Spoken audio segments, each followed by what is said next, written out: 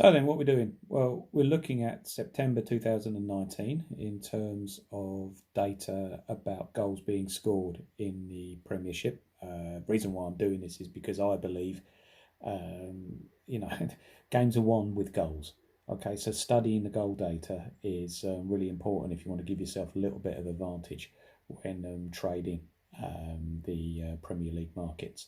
So, just having a bit of a reflection. Got me trusty laptop, having a brew and just having a look. Okay. And what follows is basically what I've found out or what I've studied and the results of what I've studied over the past, say, 7 games now. I think we're 7 games in. We're about to start the Game 8 weekend tomorrow. So have a look and see what you think. Okay. Thanks for watching. First graph here is the amount of times that the given team scores a goal first in a match. This helps me with in-play trading within a more football match. Cashing out after the first goal is scored. You can see, I've highlighted the big six there, and Liverpool and Man City way out in front, but Bournemouth coming in and performing very, very well, getting a lot of goals. Callum Wilson seems to be banging them in quite regularly, and West Ham there seem to be getting their noses in front and staying there, either winning or drawing the match, not really losing many. This is the analysis now. As we're a couple of games in there, we're 7 games in, so form is beginning to form, and this one's my look at over 2.5 goals. I find it's important to look at matches and categorise matches. You see that I've got 3 categories here that I'm showing you: the against the big six themselves, and then the games without the big six. Certainly what I am seeing is the games that involve the big six, there's more games that are over 2.5 goals as compared to those, if we go over here, look, those without the 2.5 goals. I put them into alphabetical order. The one that sticks out here for me again is Bournemouth. 83%, I did it as a derivative of 1, that should be 83%. 83% of Bournemouth's games when they're playing teams that are not in the big six are over 2.5 goals. There's quite, you can see there's 1, 2, 3, 4, 5, 6, 7, 8, 9, 10, 11, 12 out of these, out of the 14, are actually under 2.5 goals in terms of being under 50% of their games being that outcome. So more high scoring games in the against the big six market. This is showing what teams are doing well in terms of comparing the actual goals scored to their expected goals, and you can see here the teams over on this side, on the left hand side, are those who are scoring more than what they're expected to, and basically Leicester City have got the biggest gap between the blue, which is their expected goals, and the brown, which is the actual amount of goals that they have scored. So really the team that's playing out of its skin at the moment is Leicester City. You can see Liverpool and Man City on the left hand side here, but the thing that strikes me is just how big the expected goals is for Manchester City. These are all of the expected goals added up for the first 7 games. You can see here as well Newcastle, really low, really low. The team that's basically playing to as expected at the moment in terms of goals scored is Wolves. All the teams this side of Wolves are scoring more than expected. All the teams that side of Wolves on the right hand side are scoring less than expected. Everton, not the best of starts, for them, and you can see here Man U and Chelsea are on this left hand side as well. Now we've got the scatter. Basically, there's a central point where the cursor is now. This is 0.0. So a team that is here is basically playing to as expected.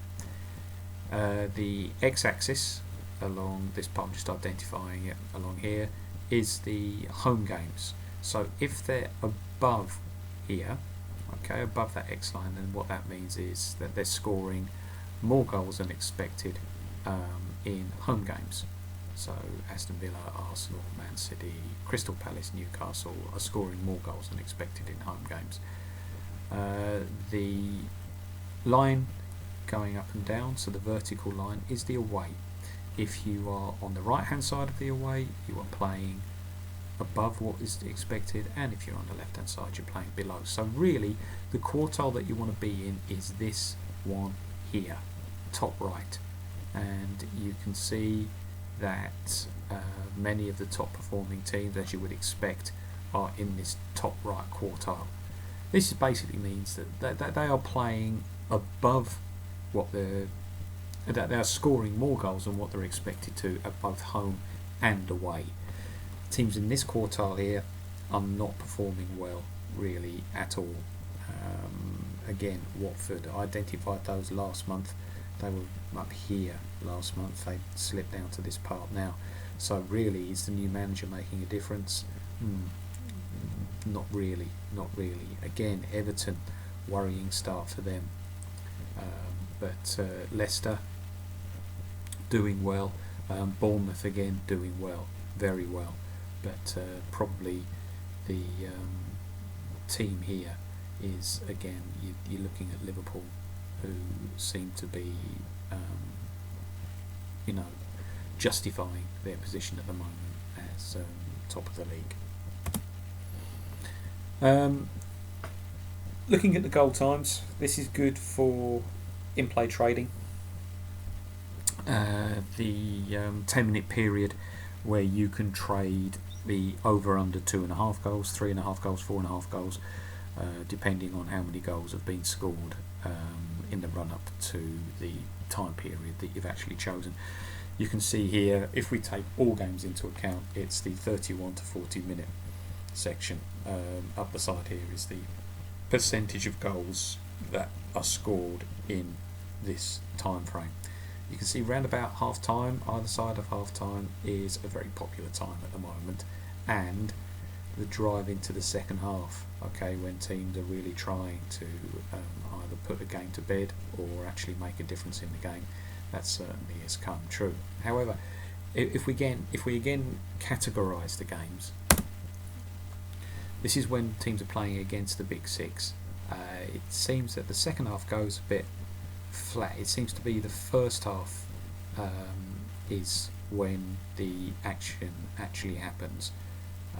So it's important to look at the different types of games. Here you can see the 11 to 20 minutes. Not many goals scored during that time. Just over 6% of all the goals scored are scored in this time period. But when we're playing the games without the big six, it's again the 31 to 40 minutes is showing as the time period when not many goals are scored, and you can see we're getting below 5% here. So to me, that identifies a good time when you can trade, and you can relate this to tactics as well. Maybe the team doesn't want to. Maybe the team's turned defensive at this time. They don't want to lose any goals just before half time or just after half time. But when they decide to maybe put the foot on the pedal, makes a huge difference there. Just over 20% scored in the 61 to 70 minute region. So if you're in play trading, I would avoid certainly these two between 60 and 80 minutes, as then it's what we got there, just over 20%, 21 and about 17, so you're looking at 38% likely for the goals to actually be scored. I wouldn't touch anything during that time period.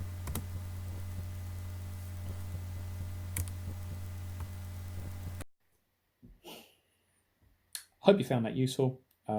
If you want to subscribe, please do so, so that any new video that I do comes straight out. You know about it straight away. But I've had a successful month, and I hope you do as well. Happy trading.